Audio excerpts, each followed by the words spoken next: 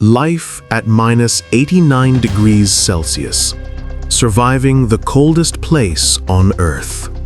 Imagine a place where the air itself seems to freeze, where exhaled breath turns to ice crystals before it leaves your lips, where metal contracts so violently it sings in the night.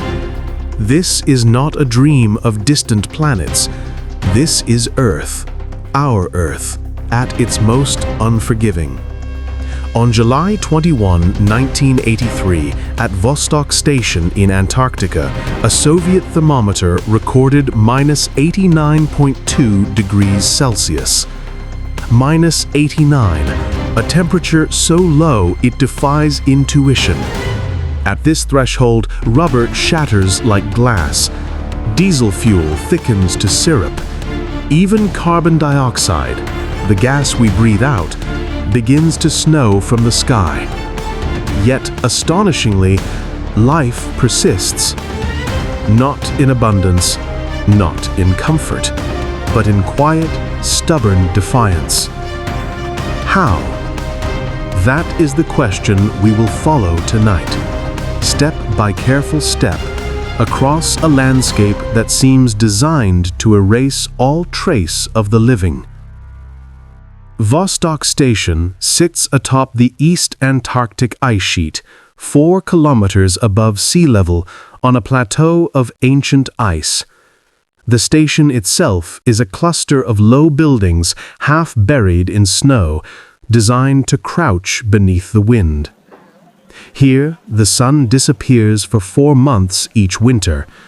When it returns, it circles the horizon without rising more than a hand's breadth. Light is a rumor. The air is the driest on Earth, drier than the Sahara. Moisture is stolen so completely that static sparks leap between gloved fingers. Wind, though rarely above 30 kilometers per hour, feels surgical. It slices through any exposed skin within seconds. The coldest inhabited place on Earth supports at most a dozen souls in winter. They are scientists, mechanics, cooks, people who volunteer to live inside a freezer. To step outside, they layer thermal silt against the skin, then fleece, then a windproof shell rated to minus 100 degrees Celsius. A balaclava, 2 pairs of gloves, oversized boots with felt liners. The ritual takes 20 minutes. Breath must be managed. Inhale through the nose to warm the air. Exhale through a scarf to trap moisture. Otherwise, lungs frost from the inside. Metal tools are preheated with blowtorches. A wrench left outside overnight can fuse to a bare hand. The station's water comes from snow melted in a rod-heated tank.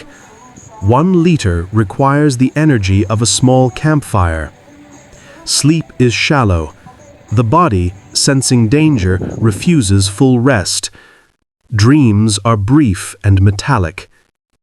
Beneath 4 kilometers of ice lies Lake Vostok, a body of liquid water sealed for 15 million years. Pressure and geothermal warmth keep it unfrozen. In 2012, Russian drills pierced the ice. They found microbes, ancient, alien-like creatures living in complete darkness, feeding on minerals dissolved in the water. On the surface, algae tint snowdrifts pink and green. These are not plants as we know them, but single-celled survivors that photosynthesize at minus 20 degrees Celsius using antifreeze proteins.